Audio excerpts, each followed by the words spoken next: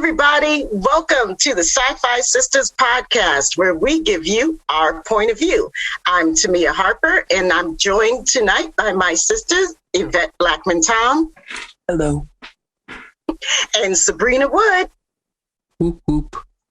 That was a late night whoop, whoop. Welcome to the show. Happy Thanksgiving, everybody. We are giving thanks because we have Discovery. Yay! Discovery is back. Woo-hoo! Woo-hoo! Captain Burnham is back. Captain Burnham is in the saddle, and that's what we're going to talk about tonight. We're going to talk about Discovery, Season 4, Episode 1, Kobayashi Maru. This is a spoiler show. If you have not seen this episode, please hold off on listening to this podcast or listen at your own peril. It's not our fault. Okay? You hear me? You hear me? You hear? It ain't our fault. Spoilers ahead. I can't emphasize that enough. Yes. But I'm going to pass this over to my sisters, probably Sabrina, right? Yes, sure. Yes, sure. Why not? To lead this discussion, because this particular sister has only been able to watch this episode one time. I am not qualified to lead this discussion tonight. Because she was partying in the premiere room. I was partying in the premiere room. That was a fact. And before I was partying in there with all of our great Star Trek friends, and especially those friends from Camp Kittimer and Trek Geeks and the Seventh Rule, and we thank Seventh Rule, Ryan T. Husk, thank you so much, and Ciroc Lofton and Melissa Longo. You're our friends. Chat Pack forever. Our paw is eternal. Okay. All right. Awesome. Go ahead, Sabrina. Take it away. Okay, everybody. So as you have probably surmised, we all got to see the show on Wednesday night because we're just like the cool kids. No, because Ryan made us cool kids. And we got the special invitation to see the episode a day ahead. So we were in there with, like Tamia said, the chat pack and everything. And we were so giving thanks to seeing Sonequa Martin Green in the chair, in the uniform, looking fly, not just fly in, looking fly. Mm-hmm. Oh my God. She was so beautiful last night. Was she not? Yes. She was drop dead gorgeous. And she was there at the premiere with us, just looking so beautiful and radiant and being her wonderful self. It's so dope. Doug Jones was there too. He was in the chat with us too. It was awesome. Alex Kurtzman was there. Say it again. Alex Kurtzman was there too. Yeah, that's right. That's right. It was really cool. It was really a fun time. I want to say that this is the second time Paramount has done that. Mm-hmm. Given this kind of premiere. Yep. And we all got inducted into Starfleet Academy, so we are all cadets now. No, we ended up again. We're ensigns now, right? Yeah. Yeah, we graduated by the end of that. We stayed on for the whole evening. I mean, by the time we got out of there, it was like 10 plus o'clock, It was like, oh my God, we've been on here for like 2.5 hours. Yeah, I need to be a lieutenant or something by now. But okay, so here we go. The episode Kobayashi Maru. So we are doing a callback right off the break to, all right, this is a quiz. Where did we first see the Kobayashi Maru? TOS. No. Well, the original series? What you mean by TOS? The original series. That's what TOS stands for. Yeah, no, but it was actually from the first scene of The Wrath of Khan.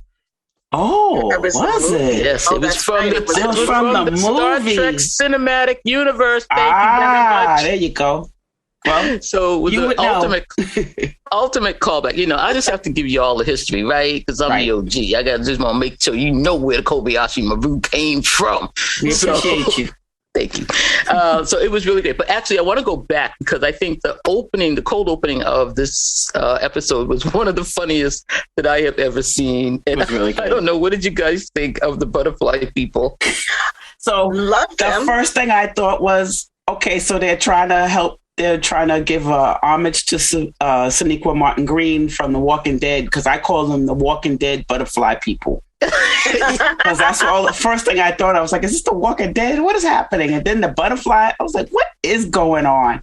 But they were pretty cool. I mean, they were weird, but they were very scary looking. I mean, they were like zombies, zombie walking. I mean, they were just like, oh my God.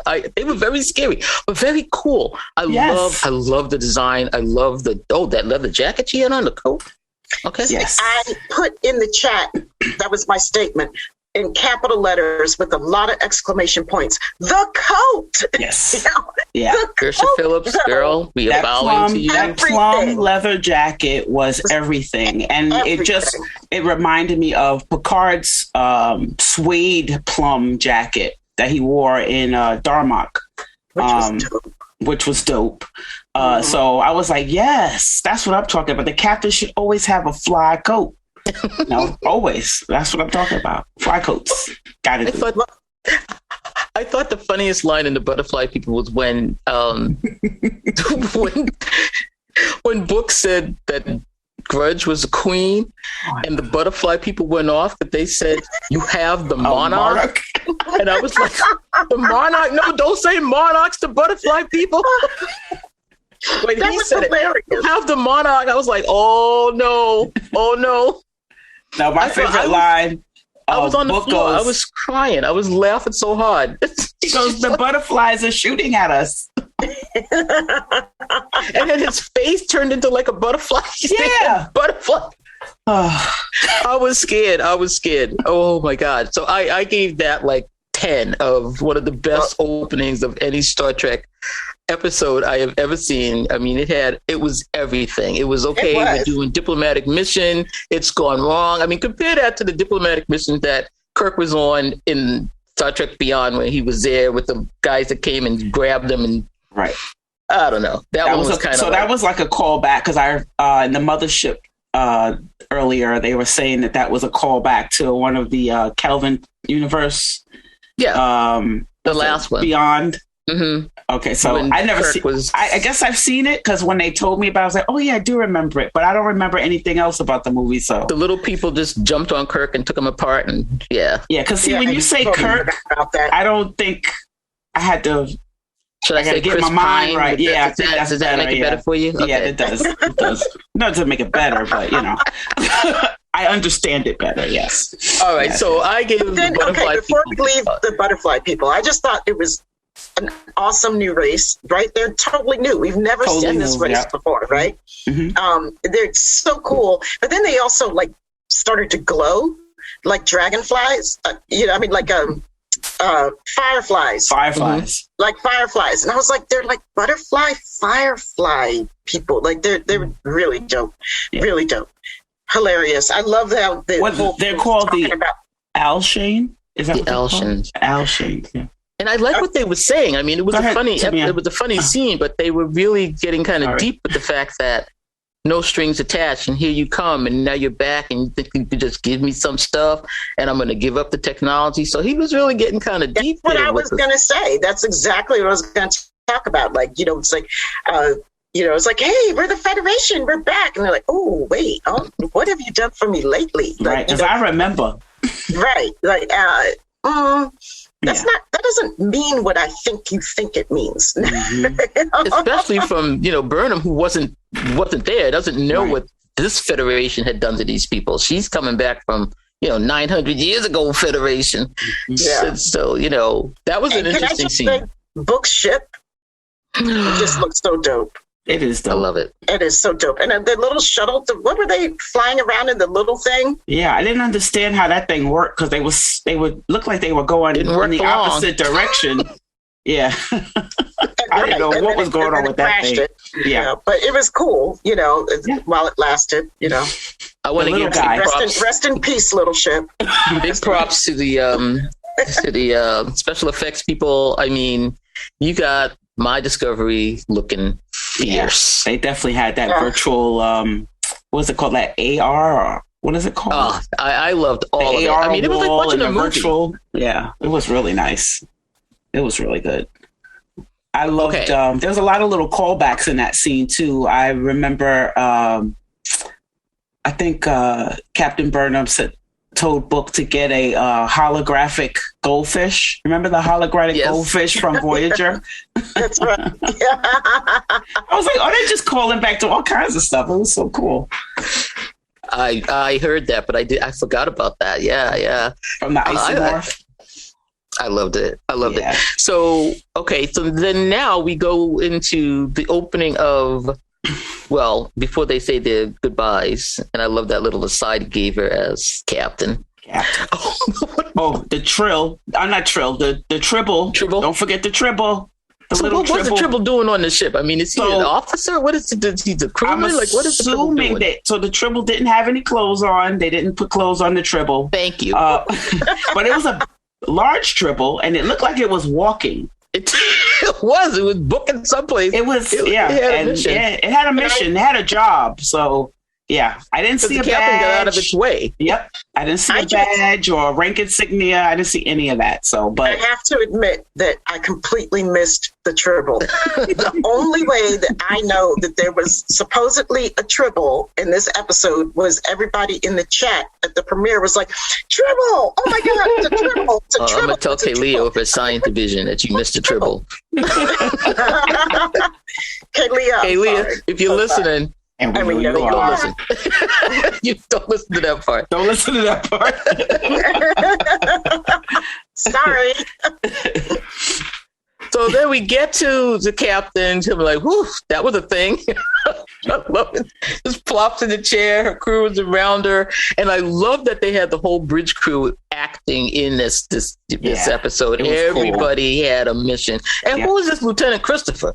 What is he doing there? I don't know. Where did he come from? There's something we'll find out later, I'm sure. I know Bryce. Where was Bryce? He was off doing he was doing some kind of mission with another ship. The Curry. Yeah. He was a consultant on the Curry. Consultant. Oh. Mm-hmm. Oh, all right now. All right. You know what I love?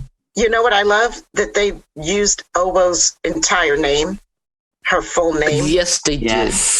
Yes, you're right. I didn't even realize that, but until you said it, like, yes, I won't say it. I won't mess that up because I'm gonna mess it up. I need to hear it a couple more times before I say some it. Sad sisters. I know. Yeah, but I don't want to mess it up because we're gonna have to get it straight. Awoshikun? Yeah, that's exactly what it is. Yeah. And I love that she was looking good too. I mean, everybody looked great coming back. What do you think of those asymmetrical jackets? I like them. Koba looked good in it. Well, from certain angles, they look really good. Looks good in everything. Looking good. I swear to God, it is always chest day for Mr. Cruz. Colbert. Hey, Wilson. Wilson Cruz. Wilson, if you're listening, and I hope you are. I really hope you are, because we love you so hard. Love you so hard. Yeah. He gave me a Twitter kiss the other day. You were just amazing. What is happening? Amazing. You look good, baby. Yeah. Yes. Yeah. He's looking really white good. Looks good on him. The white is dope on him. It is, yeah. Look, I just want to know what kind of bleach they're using on Discovery, because homeboy was down in the dirt picking up stuff, crash shuttles, not a speck of dirt on his not uniform. A speck. Stavins was down in engineering, and Stavins was dirty and country. He was looking all crazy, you know. So, whatever, the converter went out, and he was Cobra stood up, nothing but chest out, not a speck of dirt. I was like, what is in that bleach? He's like, hey, I've died and come back. Y'all can't even scare me. What's wrong now? Right. Oh my gosh. So am I getting ahead of myself? Yeah, we're definitely ahead of ourselves. I know, I'm jumping well, I got it. The elephant in the room. When last we left Stamets, he was throwing some shade at our captain. Yes. And now he's all like, buddy, like everything's fine. So 5 months. It's been 5 months. Yeah. Usually we get to see a little something. I think they'll give it to us. I think we'll get it. They were like, I was about to say, it was such a significant look, and it's such a significant moment that they played at the end of last season. Yeah. That there's no way that there's not going to be some payoff for that. I think it will, but I think it'll be later. But it has been 5 months, so we don't know what's been, because they look really comfortable together. Yeah. Look like they've been through a few skirmishes. I think I said that right. Skirmishes. So trying to get like me it's now. late. So yes. So they look comfortable together. I think nothing's come up where they have to, hash that out again. But I'm sure it's coming. That's He's still famous, so he's still famous. He's still doing his stuff. I mean, when everything was going wrong, first thing he did was how's Zadira. Like, there's a whole lot of other people on this thing. Oh yeah, he's screaming about her. He corrected himself real quick though. He did. He got it together. But with how's my family? Like, we're gonna go do this again? All right, but yeah. He was cool. He got it done. But all right, I'm gonna jump over to Starfleet Academy. Woo-hoo. Yeah. Yes. That was kind of cool to see that coming back, although, that was really good. I love that she was giving the speech. Our girl, Sonequa, looking wonderful in the plum. How many uniforms did she have on last night? So was that a callback to the Monster Maroon uniform? That's what it looked like. That's what everybody's been saying, but it looked like is it really? I mean, but it looked like it. It had the white turtleneck kind of thing going on. It had a lot of little epaulets and. I think it's definitely a Monster Maroon descendant. Mm-hmm. But only the captains seemed to have it on. Yes, the rest of the crew didn't have that same uniform, and I like their uniform. And neither did the Admiral. He didn't have it on. So, and then there was only one other person, I think, in that scene that had it on. I don't know who that person was, but it was only one other person. So they had more costume changes than Grace Jones, like at a Grace Jones show. I mean, I swear to God, like every time Grace Jones would go behind the curtain, she'd flash back out. She's in something else. Like, damn, how many dresses you got back there? Yeah, they had a lot of uniforms last night. Yeah, it was almost distracting, but I was distracting. And I mean, to me, it was distracting. It was. I was like, I don't understand why we have so many different uniforms. I mean, do we have a uniform that I wear to go do my laundry, and then there's a separate uniform for dinner? Like, and then, it was just ridiculous. It was like every shot was a different uniform. Like, we can't decide. Well, the funny part about that is in the Navy, they have tons of uniforms. And, really? Yeah, they do.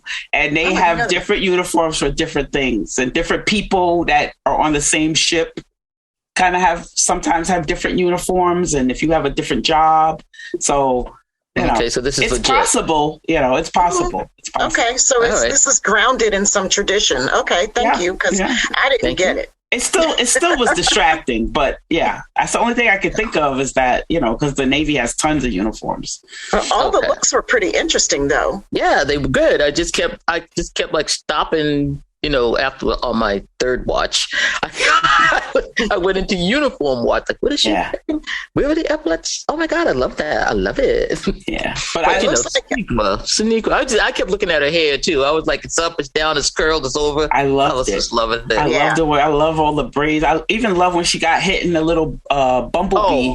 And her braids were everywhere. I was like, everywhere. I love that. I was just like, ooh, whirl of braids. Yes, whirl of braids. I loved it. There's no way that evac suit, the suit was going to like get all those braids. Get those braids back in. One braid to be sticking out, Exactly.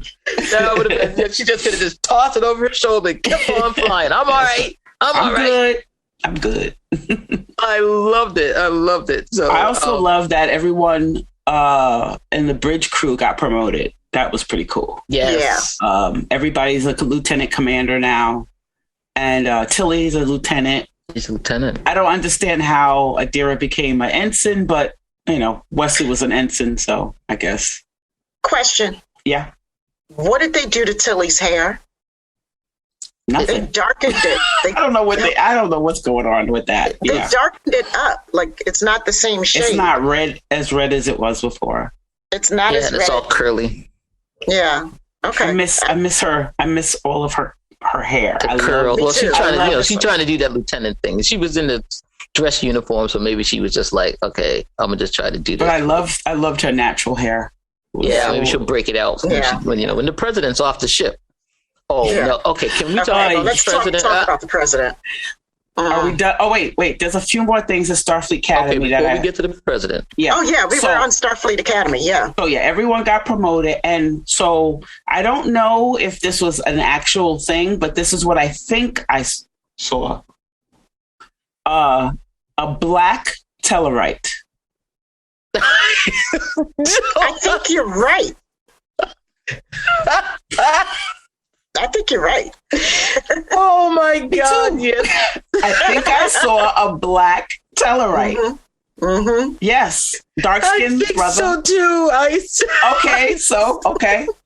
There was a Ferengi back there. The academy class was very small. I think there was only like 18 of them, which makes sense. Right. It's very diverse looking class. Yeah. It's cool. You think this is going to feed into the Starfleet Academy show that everybody's been talking about forever? Yeah. Oh, yeah. Because it's coming. It's definitely coming. It's a thing. It's coming. I feel like all the shows are kind of... Because, here's my other question. So was the ship... So we had the Archer... port shipyard. The Archer shipyard.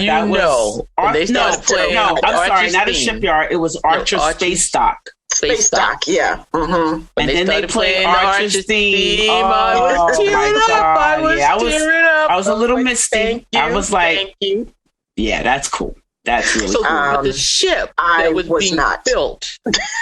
I was. I love my Enterprise. No, why she wasn't? Because she was busy typing in the chat. That's why I was busy typing in the chat and watching everybody be like, Archer's theme, da da da. I was like, oh, okay, that's cool. It was cool. It was cool. Because remember who Archer is. Remember who Archer is. He was the first Federation president. So that's right. It was cool. It was dope. It was pretty dope. So my question is, the ship that was being built, that was in there, is that the same kind of ship that we see in Prodigy? Right. So that's what I thought. I was like, is that a protostar? What's happening here? Yeah. Because that's what it looked like. So they didn't show us any kind of markers or anything like that. I stopped that tape and I was looking. Right. So there was nothing. I looked and there was nothing to be seen. So this who knows? Like because a lot of these shows are kind of everybody's talking to everybody. Kind of overlapping. Yeah, so we'll see. We'll see. How cool was it to see the Admiral's family? Yeah, that was cool. That was nice. Yeah, I like that a lot. I hope we get to see them again. Yeah. I really enjoyed that. I do want to see more of that family. Because I was like, again, I know it's silly, but I was just like, they're brown. I still get this thrill, right. Like I'm still surprised, oh, they're brown. Yeah. I do want to see more of that. I want to see more of his family. Yeah, just the daughter. He was so proud to show her everything. Yeah. Okay, so, I can remember. Go ahead. I can remember going with my father. My father used to work at the Boston Naval Shipyard.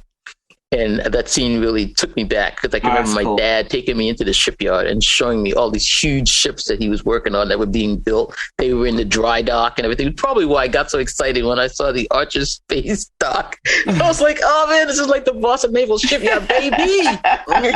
Me in there with my dad, and he was so proud that I was there seeing all his stuff. So that was like a cool scene. That's so cool. That's really cool. Yeah, that's cool. Yeah, I like that. Yeah. So the Federation is now 59 members. They were 34, so that's pretty good. I mean, we don't know who these members are. We might know a few if I can remember. I guess Kaminar. That's pretty much it, right? Which was, I tell you, one of the best. No, I don't think so. Navarre's not in yet. Nope. Mm-hmm. Okay. Mm-mm. So they haven't told us who they are. So I still want to know who those stars were because there's only how many stars are left on there? Not a lot. And I was wondering who the stars were on there still on the flag. On the flag, mm-hmm. Yeah. There's only like about 6 or 7. Yeah, who are those? Who? What? What planets are those? Well, it's got to be, Vulcan and/or Vulcan left. Probably Bajor. I think Bajor is Bajor. Let's get back to that. I want to talk about the president. All right, go ahead. Yeah, thanks. President time. I mean, there she was with her Bajoran nose and her Kardashian forehead. I was like, oh no! Right. My back went up as soon as I saw them ridges. Exactly. Like, don't trust this bitch. Yeah, I was like, ooh, I'm racial profiling. What's happening here? I Totally. I was like, oof. The minute I saw she was Kardashian, I was like, don't trust her. Nope. Right? Nope. Don't trust her. I'm saying like, to that's myself, terrible. is this the new Kai Wynn? No, she was acting so Kai Wynn in there, like so with that. Maybe later, but right now, no one is ever Kai Wynn. This is true. Okay, because the minute you say that name, I start shuddering, or I get these prickly things. I'm like, ugh, But I didn't get that yet with the. No, I got a bad feeling about her. I do have I don't feel great about her, but I don't know. I don't feel great about her either, but she laid some hard truth on Burnham. She really did. Ooh, she did. I really wanted to dislike her, and I really wanted to disagree with what she was saying, and I couldn't. Right? No, you can't. Burnham was just acting out. Well, Burnham was being Burnham, and she didn't have a first officer. And I think that was a big problem. Oh my word! Everybody and in the chat, everybody was like, "Who's the first officer?" I don't know. And there was all this speculation about this character is a first officer, and that character is a first officer. Yeah. And I don't really like how they wrote that. I knew that they were writing Saru back into the story. I knew that as soon as we saw Saru, he was going to be first officer, but I feel like it was really silly that they had her serving with no first officer, or that person wasn't named. I don't think she had one at all. Yeah, I just think that was just weird. Yeah, very. Just very really, weird. That was just one of those ones. I'm like, okay, writers, they could have thrown that in there, just to. But it definitely went to the fact where her going out and doing that. So a captain needs a first officer to kind of pull them in. Pull her back. Yeah, hold them back. So that was a big problem. I don't know what they were thinking with that. You got to have a first officer. You can't just be, having a bunch of yes men. Like she did on that bridge. They were just like, cool, Captain. She's so cool. Yeah, whatever you say, Captain. Whatever you say, Captain. Let's go. Yeah, Kayla was ready to fly this thing out there. Yeah, Kayla, she's always going to be ready. Yeah, and don't tell me Kayla couldn't have done that, but, Yeah. Yeah. But she ain't going to say nothing to the captain, you want to do it? Go ahead. Yeah, really, I don't want to go out there. I'm flying Discovery. I'm cool. I don't need that little bee. Yeah, it was. I kind of was irritated a little bit that they, brought that childhood trauma of Michael again, but I like it. I was impressed that they kept sticking with it. They have to, right? Yeah. It's built into that character, and it's like, okay, let's just say what it is, and this is her problem. So when the president said that to her, you want to hear what the debrief said about you, and she was like, I think this is a rhetorical question. Right. I think you're going to tell me anyway, so I love that scene. Yeah. And she just gave it to her, like, yeah, you just have this big hole. And then I thought it was really interesting when Book does that very thing back to her, and she doesn't like it. Not at all. But like we've said before, she is, that's who she is. She is Kirk.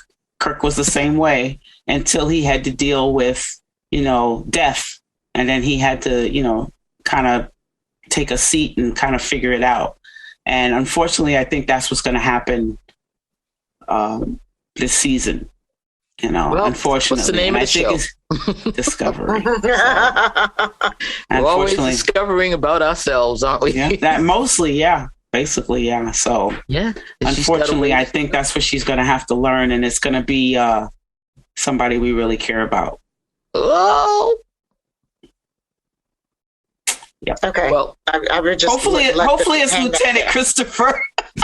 He was doing all right though. He was. Yeah, he that's was what I'm saying. We'll build up and like him. Just like with Kirk's son, Ariel, or like Kirk's son, we didn't know him, and then we ended up liking him because they build him up, and then he was gone. So you're like, oh, but okay, let's go. Well, they did it to us again. We can move on from here. So poor Lieutenant Christopher, that might be his role. Oh my gosh! All right, what's next? Well, I thought also that I like the way they're playing Book and Burnham together there. I mean, she took him down to the diplomatic mission, and then she does say why. Mm-hmm. But at first I was like, well, why would you bring him? Why is he there? Right. Yeah, why is he there? Yeah. Just because he's your boo. You can't be bringing your boo places, girl. So, she wanted him to be empathetic with them. But he did have a purpose. Yes. But he wasn't doing it, and he wasn't even trying to do it. No. But I do like the way they are bringing him along in the whole not little relationship, it's a pretty substantial relationship. I love their relationship. I think it's the first time we've really seen a sustained relationship. For a captain. For anybody. For anybody. Yeah, for anybody. Star Trek writers they're just terrible at relationships. I'm afraid for Book. I'm afraid. They're really bad at relationships, man. Oof. But every time he leaves that ship, he comes back bloody. Yeah, there's always an issue. But it's Star Trek. The ship's coming back on autopilot. If he doesn't come back and they got to go get him, or something happened, I'm like, yo, brother, just stay in the bay. In the shuttle bay. Stay in the shuttle bay. Don't go nowhere. Stay in the shuttle bay. No, I also like that the president is in Star Trek again.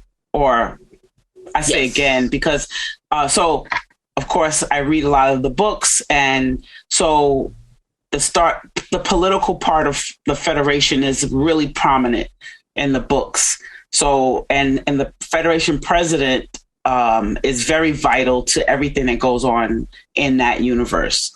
Mm-hmm. And you learn to love the president.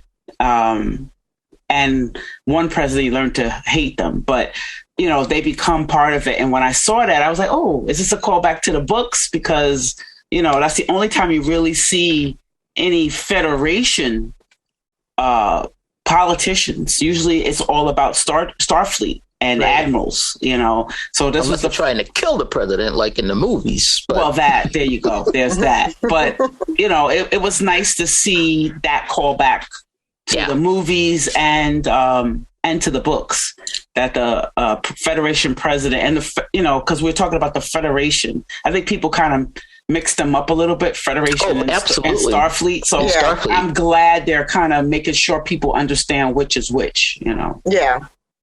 And I like when the admiral said to Burnham, she's the president and she doesn't need your permission to come on your ship. I love that he told her that. Oh, yeah, because she was really, I was like, she the president. I think she's going to go. She wants to go. Right. Yeah. And I like the fact that she was saying, the Black Alert didn't even phase her. She's like, no, I've done a few things. I've been cargo. Like, whoa, baby girl. Yeah. Well, I mean, it was the thing she was judging her, they were they're judging each other. They were judging each other, but it made me think about like the time-honored Star Trek tradition of having politicians on the bridge of a ship, and it's inevitably ambassadors and stuff, and it's inevitably bad, and they inevitably get in the way and make all these stupid decisions, and next thing you know, like things could have been handled and the crew's just doing their business, and you got this person who's like putting a stick in the cog, and next thing you know, everything's grinding to a halt. I was like, oh, this, and I loved that moment though. I loved seeing that because that's a really true Star Trek tradition, especially not so much in TNG or Deep Space Nine, but definitely TOS. Definitely. And I felt like that was one of the, outside of the title and the constant allusion to the Kobayashi Maru, like I thought that was one of the truest callbacks that I saw in the show. Mm-hmm. Yeah, I loved it. I didn't even think of that. Yeah, there were a lot of callbacks to TOS in this. Mm-hmm. So. Yeah, good ones, really good ones. I think all the callbacks were really good and not, and ones I just did not think of, and then when I saw it, I was like, oh, that's awesome. It wasn't like, it wasn't a Lower Decks China moment. It was, it made sense. It was serious. Right. It was very serious. It built on the history and canon more. So I love it. I love that. Bringing it up to the fore, and then we're gonna, especially because they are trying to rebuild. So you would have to go back to the book, open the book and see, like, even when she said we're going to, I don't need to explain this to you, but we're going to go back to scientific experiments, scientific exploration. Yes, which Star Trek has been trying to get back to since the Borg. Well, I think the other callback is that you have this anomaly that's going to, that's eating planets. That's so TOS. Yeah, eating planets. You have the Doomsday Machine. Oh, right. Nomad. Even what else was eating the giant amoeba?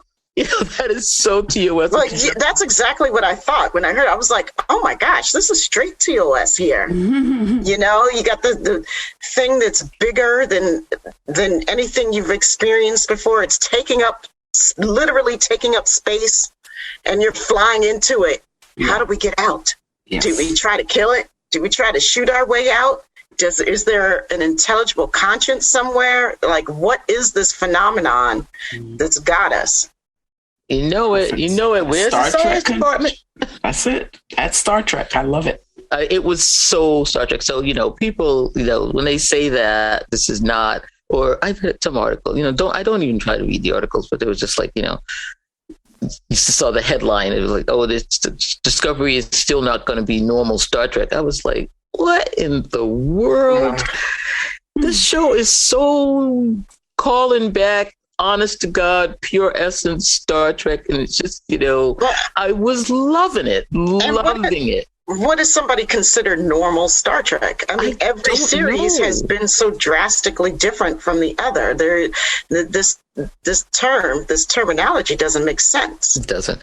But I thought that, like we have just said, to have, a president on board, getting ready to say something that's going to mess up the mission, but she didn't. And going after some anomaly. I think she did overstep her bounds, though. She definitely overstepped her bounds, she definitely put things into a precarious situation, because of her meddling. Michael, right? If she hadn't stopped Michael for those few seconds, yep. She could have gotten that thing, got him back, and they could have done the black alert and not get hit by the freaking whatever, Exactly. It's like, come on now. If you stopping people, she's got to go on a mission. We got 5 minutes. You want to have a conversation. Yeah, but don't undermine the captain in front of her crew. Right. On the bridge. Yeah. That's very unprofessional. Can I speak to you in my ready room, please?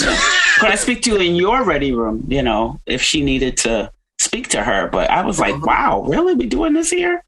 Okay. And Burnham was just like, are you pulling me from the chair? Right. I loved her response, though. That was perfect. Burnham is not playing. I am so loving it. She does not care. She's just like, look, you want to make a decision, go ahead and make the decision. But otherwise, right. I got to go save some people. I do. So, Burnham was not really my favorite, but I love the fact that she was there. I just wanted her to be captain, I think, more than anything. And then now that she is captain, I just love it. I love everything about it. It just makes me so, so, so happy. And I've only seen the first two, and just knowing she's captain makes me just thrilled.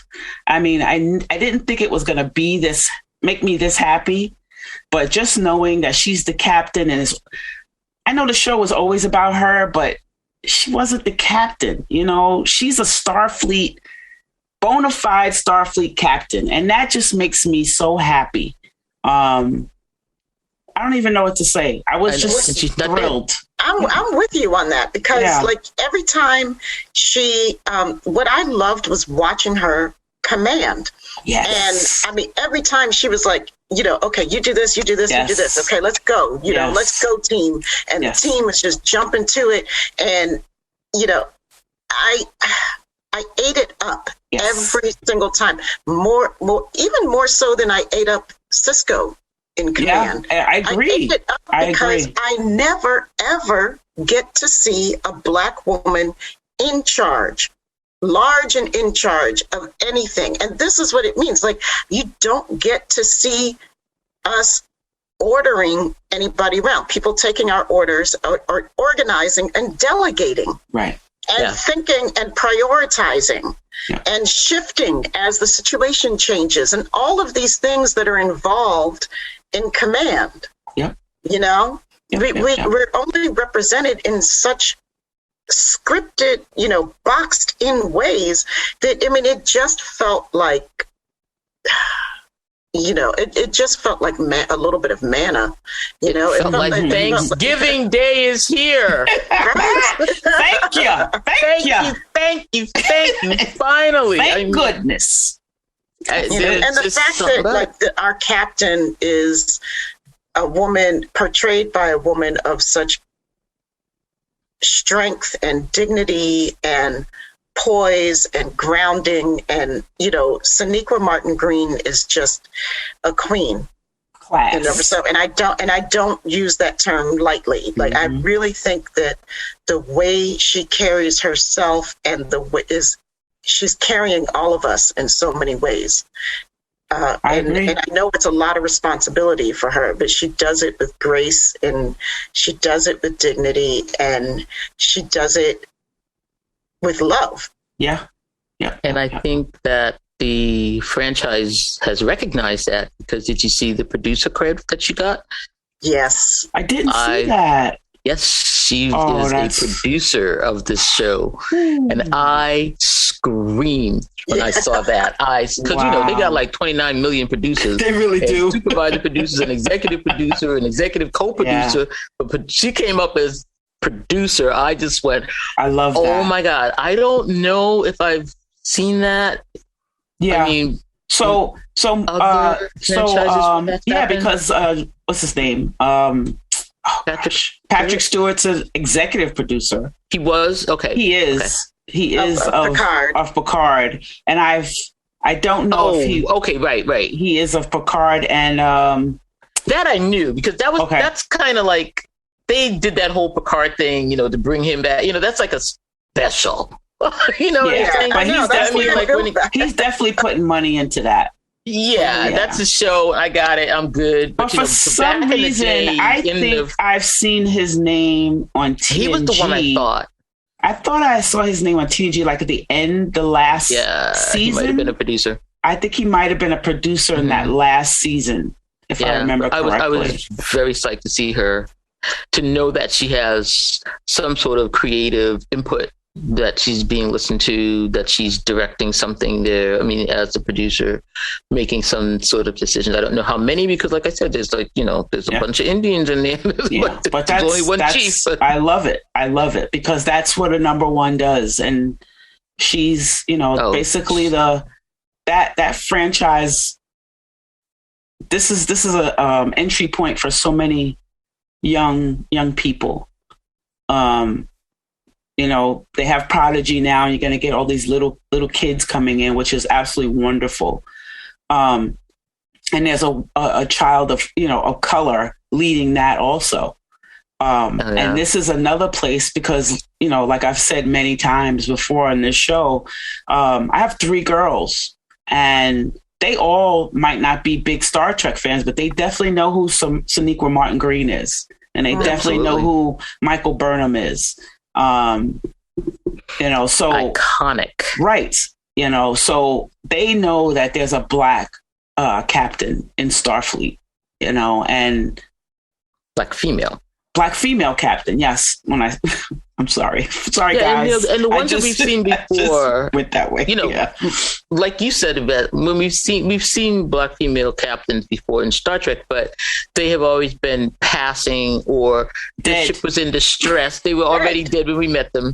Or, they were mentioned as being like all that, but we didn't see them do anything. Right. Or, like the captain that was in that one where they all got this snake in the thing in the back, whatever. Mm-hmm. Yeah, she was gone. Or the ship is going down and they got to get rescued. But this time we're seeing she is in charge. She is making the decision. I mean, a mile a minute and doing everything. And we know her. We know her. So we have 3 seasons of knowing her. We know her backstory. We know her foils, her triumphs, her bad decisions, her good decisions. We know who Captain Burnham is. And I don't think we even got that with Sisko. I mean, we knew. But we talked about that in one show, and it was emotional when he got his 4th pip. It was for us all. Yeah, it was. Yeah, and I don't know, but I'm with you. This is different, man. It's different for me. I know it's different for me. It is. Yeah. It's definitely different for me. I mean, I know in real life, I know female captains in the military and higher, but it's still different. This is still different. And I don't know how to put a finger on that, because this is, I don't know. I mean, I do know those people and I know that's possible and I've seen it, but this is just, I don't know. It just, for me, I feel it more because I don't know those people. I know them, but I don't know their story. I know this character's story, and maybe because it's something that's close to my heart because of Star Trek. Of course. We've been watching this thing for years. I've been watching this thing since, it's been thrust upon me since I was a little child. So, it's part of me, and it just means more. And that's weird to say that out loud, this means more than, actual people. I think, but I don't think, but I think that part of that though is that you know these women in real life in these positions and doing that. But I think for me, what's fascinating about it is that, a lot of us aren't in the military. Right. We don't know it. Right. Now everybody gets to see, and that's, it's bringing it from outside of just the smaller segment of the population who's military. True. To see it for the larger segment, and that's acknowledgement in a different way. Yeah. That's that's validation in a different way. Yeah, and it's affirmation too, because now all those women and myself included. Oh yeah, look, this is what we are. We can do these things. Let everybody can see it. Like you said, we're just a small little population. Now the bigger population can see that these things are actually going on. Yeah. It was awesome. Let's get to the end of this show. Wow. Oh, wait. Yeah.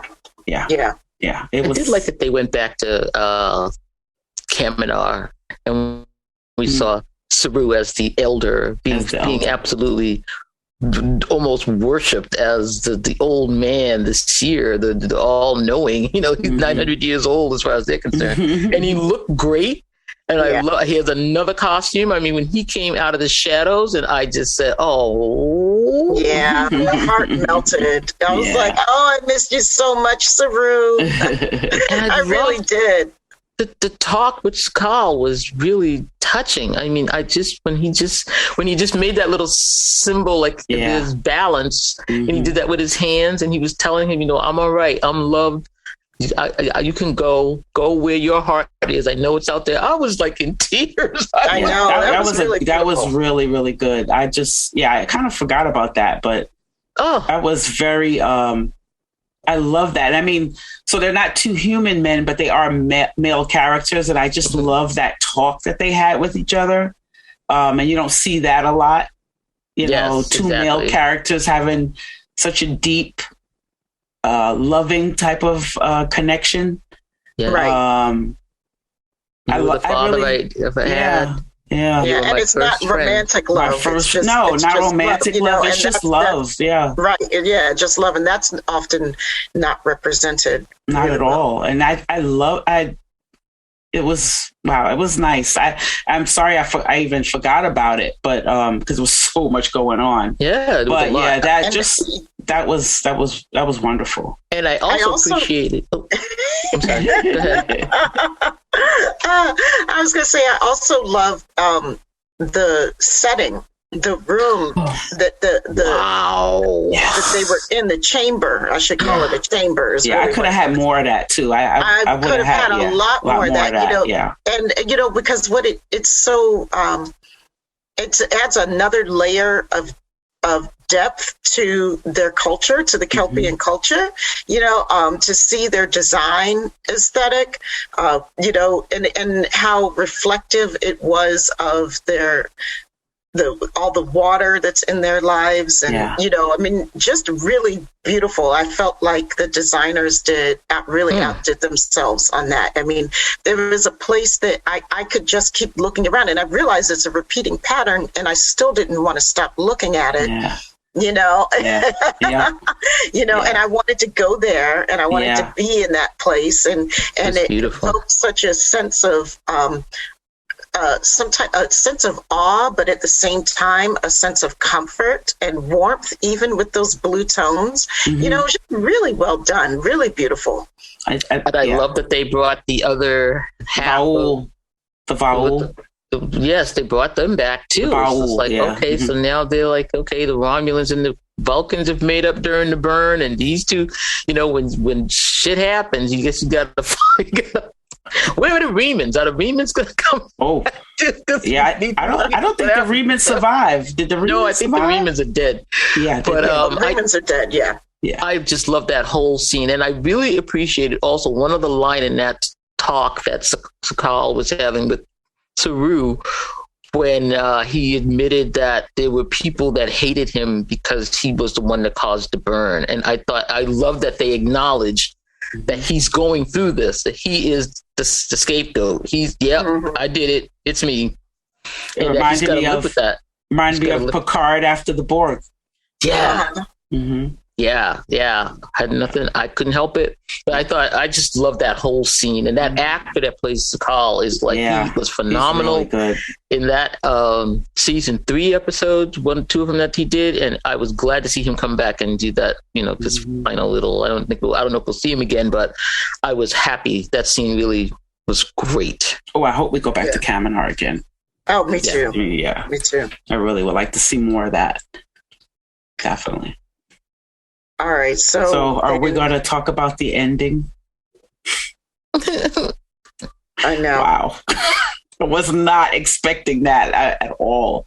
I was not either. Yeah. Though they set us up. They set us up. I mean, they set us up. We should have known, but it was another Aryan moment. It's like, okay, we're getting to meet the little nephew, and he's all cute and everything. But we met. The problem was that we met him before. Right, we've met both of those characters before, and we're like, and so now we're set up for yay. They're now back. We get more family dynamics going on. But I wonder what type of role the brother's going to take on for Book. This will be great. He'll have a foil character, to bounce off of. Nope. He's dead. Dead, Jim. He's dead. But they killed the brother. But they killed the brother's entire family. I'm just saying. Yeah. I couldn't help but get Star Wars vibes from the whole destruction of the entire planet. I mean, that was such a formative moment in my development as a as a human being when I saw that for the first time. But yeah, what did you think about the CGI and everything? Was amazing, wasn't it? I'm telling you, they thought they were making a movie. The entire episode. Remember, they got that new technology that that they use, the AR wall. And some kind of virtual technology that they were using, so they did it up because it was fantastic. Let's go back. We want to talk about when they matched the orbit of the spinning station that was going out of control, and Enterprise and Discovery was flying right along with it. I just went, take my hat off to everyone on the production, design, CGI, whatever the frick you call it. All y'all guys and women. That was awesome. You get an Emmy, and you get an Emmy, and you get an Emmy. I mean, while we're giving out Emmys, I meant to say this earlier. Gersha Phillips. Ooh, Gersha Phillips, girl. She did some work. Done it. She was doing work. Saru's outfit. Yeah, Saru's outfit. Saru's outfit was something. Yeah. Mm-hmm. Everything. And of course that jacket. The jacket. I need to find that jacket. Books, jacket, everybody. Everybody. Like, what? Everybody looking good. Everybody was looking good. Even I loved the uniforms. The way they all looked in their uniforms was awesome. There was not whatever we just, kind of mentioned things that we didn't really get, but I thought the episode was just epic. I really did. I enjoyed it. It was. I'm sure we missed a lot because there was a lot going on, but I think we hit on the points that really stood out, and I'm just happy that Discovery is back, and I'm very thrilled that there's a captain that looks like me. Mm-hmm. Very. Hot damn. It just was really something, as Fran said, we've been waiting 55 years for, and to see her take that chair and know that it's not for 5 minutes, to know she's not going to get killed in the next episode, the next scene, right, or it's what's gonna happen. It's like, no, girlfriend got this, and she's even the fact that we know her, and then she's in a really loving relationship with a man that looks like her. That's another point that I always want to point out. That I love that. I mean, there's nothing wrong with interracial relationships by all means, but I still love the fact that she is in a loving relationship with a black man, human. He's an alien, black man, right? Black love is real. Well, is he human? No, I guess he's not. Black love is real, but he represents as human. Damn it, he is human enough. Well, we don't know because his name. We still don't know what the origin of that name came from, and he's not originally from that planet. So it works. But he's got that. Okay, all right. I'm on that. That's fine. I don't know. I'm just making sure. I don't know. I just think that it's a shout out to the entire production crew from everything. From everybody. The writing I thought was fantastic. Some of the best writing I think that we've seen in Discovery so far. To me, one of the tightest scripts that we've seen. That was definitely a tight script for that first one. Yeah, wasted dialogue. Mm-hmm. Everything had a purpose. Every line had a purpose. Most of the That's what COVID will do. Yeah, right. COVID will tighten you up. They got no time for that. We got to get this done. I really like a lot of kudos to the writers for this episode. And we're waiting for it, and it did not disappoint. No, it was one of the best. I think one of the best episode ones I've seen in a long time. Ooh. Yeah. I would. Well, you know what? I tell you, because season 3 was a humdinger. But 4 is right up there. They are doing it with these. They are really doing it. Even season 2 was a great opening episode. So they are just staying on the bar is that high, and they're just going over it every season. It just wow. I mean, loved it. Yeah, they're getting better as they go along. I can't wait for the rest of the season. I'm so excited. And I know that, this is a show where we really wanted to celebrate the return of disco. I know that we're going to have some more episodes coming up down the pike that will go into more discussion of other topics, as the season goes on, not just, more in-depth discussions probably, I'm sure, will be coming from us because they're presenting us a lot to chew on. Mm-hmm. So, yeah. So So thanks, you guys, for this discussion. Thanks, everybody, for listening. Do you think we covered all of our points? Yes. I think so too.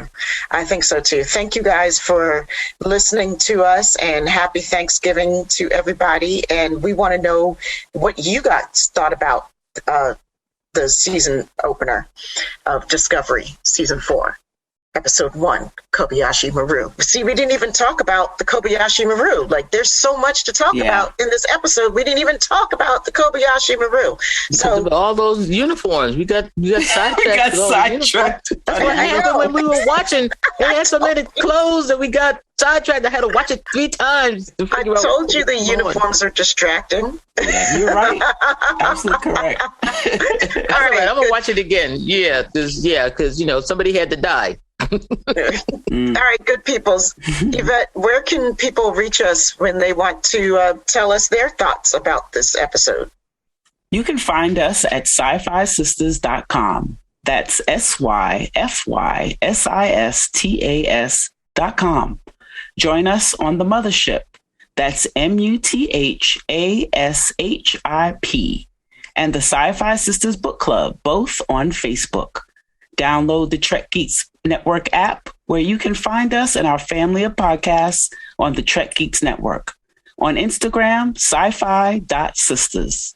And we are also on the Twitter at SyFy Sistas. After listening to this podcast, please rate us and write us a review. We may just read it on an upcoming episode. Thanks, y'all. Oh, there's only one last thing to do. And that's to shout out Dose the Anonymous. Dose. He is the baddest engineer in all the universes. He's responsible for all the music that you hear on our show. And if you need music production services or engineering services, you can find him at dosetheanonymous1@gmail.com. That's DOSTHEANONYMOUS, the number 1 @gmail.com. Sisters, I'm done. I'm pooped now. Discovery's worn my ass out. I think it's time to go. Shall we say goodbye?